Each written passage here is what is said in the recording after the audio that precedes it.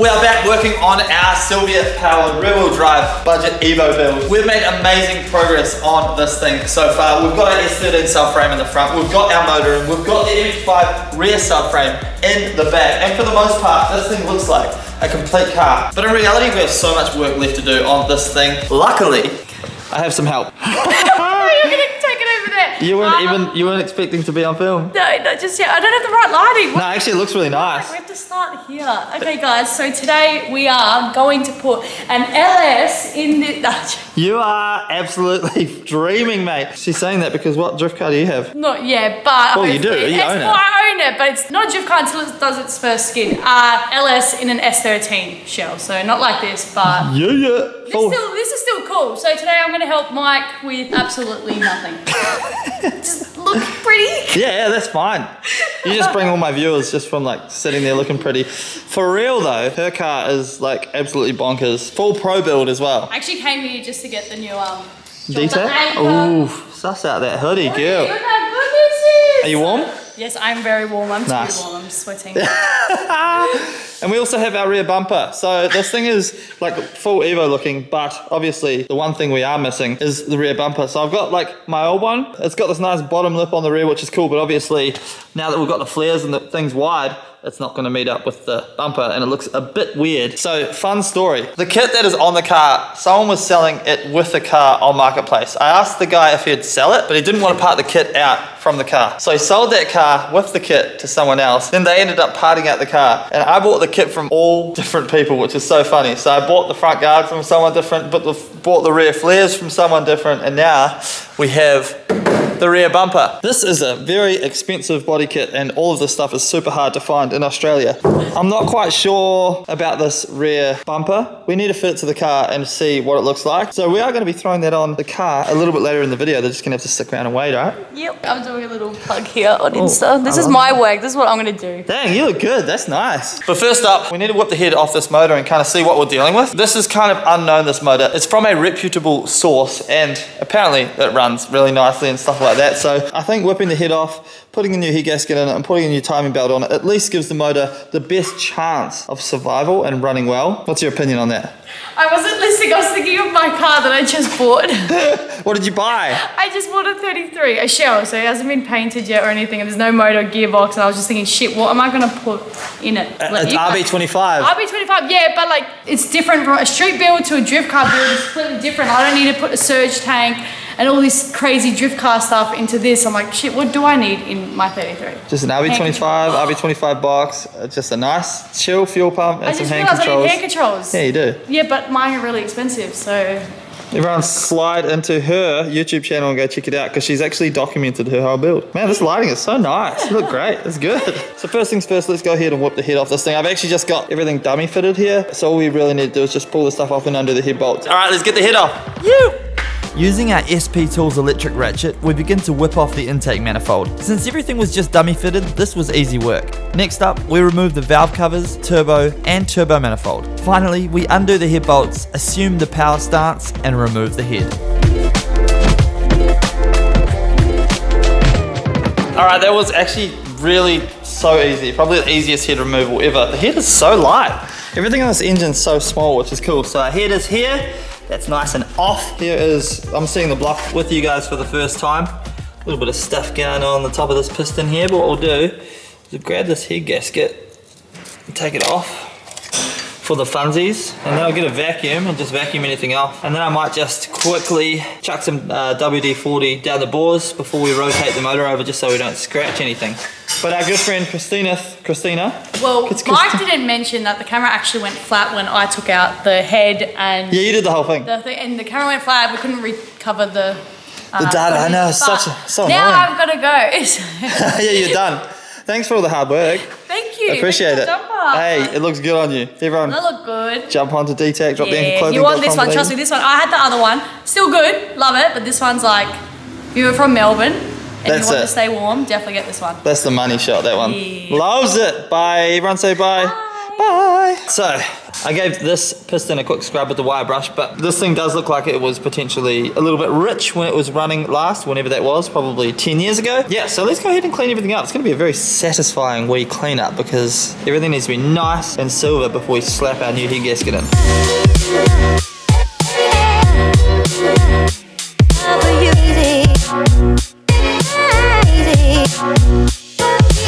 All right, we're gonna rotate the engine now for the first time. Wish us luck.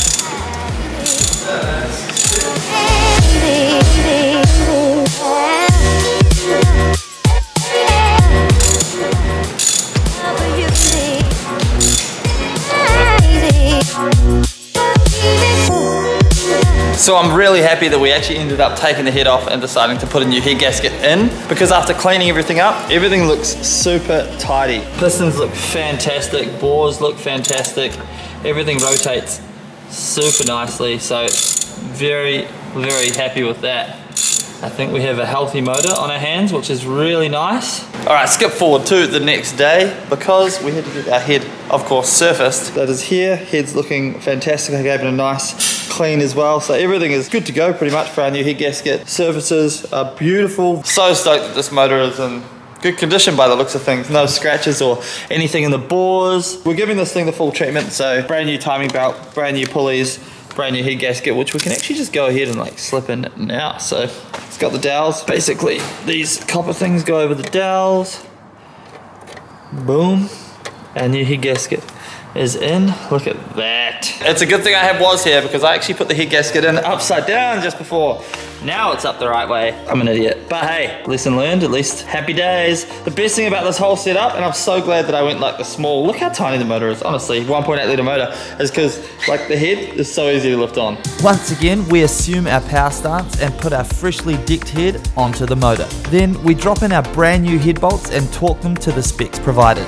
Lastly, we throw our beautiful red valve covers back on with some brand new valve cover gaskets, give them a quick wipe down, and we're good to go. So we're making fantastic progress on the motor. Our valve covers are on, brand new gaskets in those valve covers, and I've also got the timing belt on. This was quite difficult to do by myself, but I got it done. I've got to say, I've never, I think, replaced the timing belt before. So, because the BMWs have a timing chain, so this is kind of different for me. It's always nice learning new skills, but I got it on, very stoked. And now we can go ahead and chuck all the rest of the covers back on. No more time lapses. Let's just do a bit of the YouTube magic. 3, 2, 1, and... Ah, look at that. Turbo appeared out of nowhere as well. I always like to put the turbo back on because it just looks awesome and it gives me motivation to keep working. But engine's all back together, which is freaking amazing. So now it's time to move on to the steering column and getting this thing steering on its own accord.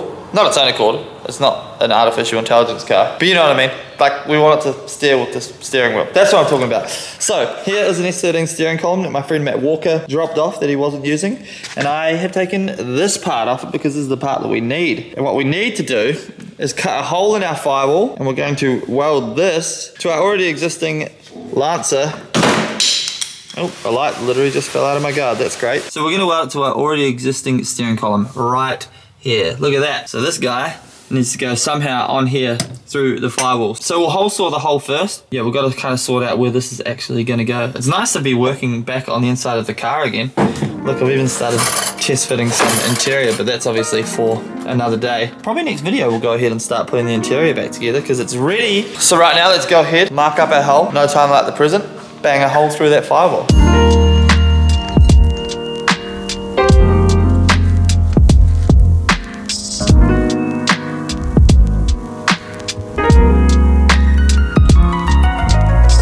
So here's the hole that we've cut for our steering column. Yeah. Awesome. And then here is the S13 column part that we've cut. And then what we've done is just ground it down here so that it's gonna slot in to here. We'll hammer it in. It's nice and straight. And then we're gonna weld it around here. And then down here is where our S13 uni goes and basically just joins up nicely. Then we basically get, so here's the stock boot from our Lancer. And we'll modify it so it'll cover up the hole basically. We'll probably cut it from the other end and slot it through, but yeah, basically, and it seals up the firewall just like it was when it was stock. All right, so we're constantly learning lessons with this build, and we're learning another one right now. So you cannot have 3 uni joints in a steering column because otherwise pretty much what the steering column's gonna do is flop around everywhere whenever you turn the wheel.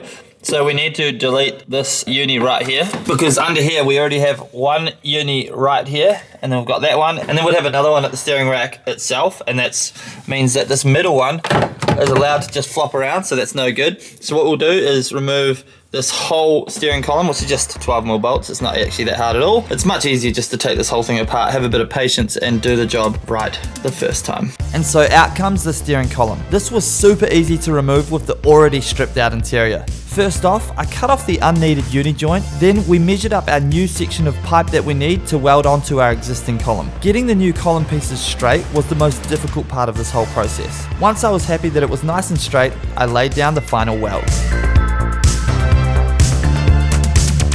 That is looking pretty darn spicy. There is no time like the present. Straight back into the car. Let's go.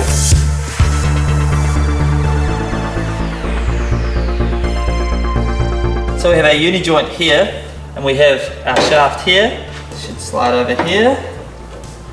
Boom, like so.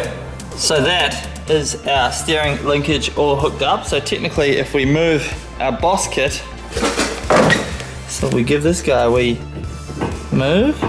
Yep, there's definitely force there, and we can see the wheel. You won't see it much because nothing's really hooked up properly, but it's moving the wheels. That is a huge job. Ticked off the list. Oh my gosh. Another thing, done. How good is that? Obviously everything is dummy fitted in this car at the moment. All the suspension, everything. So everything needs to be gone over, painted, bolted together properly. This thing's gonna need a thorough check over. But like, that is pretty freaking awesome. Of course, we still need to cover up the hole in the firewall with our like big grommet thing that goes over. But we'll put that on the list of things to do. But the essential part of that job is done. And I'm freaking stoked. Now we are coming to the end of this video, but as promised, I'm gonna show you guys what our brand new rear bumper looks like on the car, so you can give me your opinion as to whether you think we should keep it as it is or modify it. This car is so light. Like, I can't believe how light that is to pull. Compared to the Datsun, crazy. Even the E36, this thing is like ridiculous. So I have a feeling it's gonna be pretty quick with like 220 odd kilowatts from the CA. Crazy.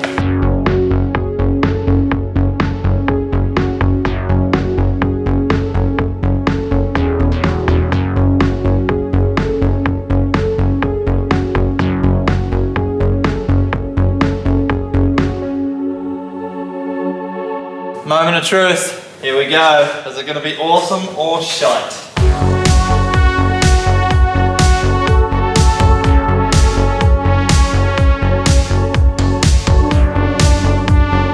Alright, so the bar's on. We're both kind of seeing it for the first time. I'm trying not to look at it too much because I want to see it with you guys and give my honest reaction. Are you ready?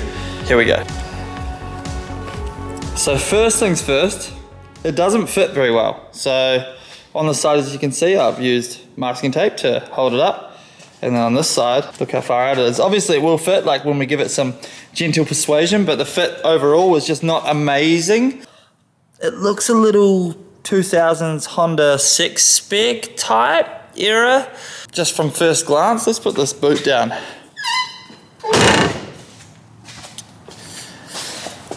Oh, the boot down actually helps it a lot. Though that really does help a lot actually. I think we need like the wheels fitting properly at the back.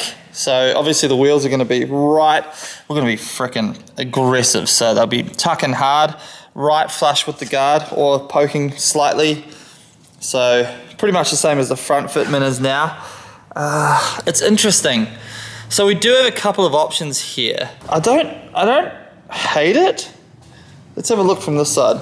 So this is what it looks like from here. It's hard obviously to picture it as well because it's not painted the same color, which is, like, I love the fact that it now meets the flares. That's super important. So in that aspect, it looks awesome. Again, if the wheels were meeting the guards and out wide enough, it probably would kind of finish it off. I've also got to go pick up the side skirts, so we won't be using these side skirts. We're using the ones that came with this kit. But overall, I don't know. I'm torn. I need you guys' help. What do you think? The fake diffuser thing, I mean, because we are painting this car, obviously, and it's going to be a gangster car. I'm starting to actually like this bumper now, I think. Especially once it's got like an exhaust sticking out it. You could even paint the diffuser a different color if you wanted to. I don't know, like when you're down here, that actually looks pretty cool and like aggressive. Man, it looks so cool when it meets up with the guards as well. It's a hard one for me. I don't know. As you can tell, I'm very on the fence about that bumper. The other option is that we cut the corners off the bumper, kind of like we did with the front bumper, but way more aggressively. So basically, we could cut it off like here type thing, because this is like our stock bumper comes out this far. So you could cut it off like here, and then you can bolt it onto our stock bumper on the rear, pretty much like you would bolt wide body onto the car. So you could either mold it in, which we could do. So like mold it in here, and then it would come out and meet the flares and fill that bit in. And that way we'd still have like the Evo looking rear lip on the rear whilst having the aggressive bar. Or we just mount this bar, leave it on, and just be happy with the fact that it kind of doesn't look that bad. Ugh, what a choice. This is very difficult. Do me a favor, jump in the comments below, let me know what you think about that rear bar and what we should do. This car is as much yours as it is mine, because we're all emotionally invested in this car and the build at this point. But that is a wrap on this video, guys. I hope you enjoyed it. I have the E36 loaded up on the trailer because I'm taking it to Vic Drift tomorrow to do some passenger laps. I'm not gonna film it, I'm just gonna go have fun and enjoy myself, but I will have this video out for you guys this weekend. That was my aim, and that's why I'm here right now, smashing this out. God, look at that. That is a crazy angle. This thing is, once this thing is the color that I'm painting it, and you guys, it's just gonna be, hit that subscribe button. It's gonna be bonkers. Thank you guys so much for watching. We'll be back with another episode on this car this week, as you know. Thank you guys so much. I'll see you guys in the next video. Peace. Bye. Rear wheel drive, CA18, Fivo, big chunky rear bumper with diffuser type thing. Haha,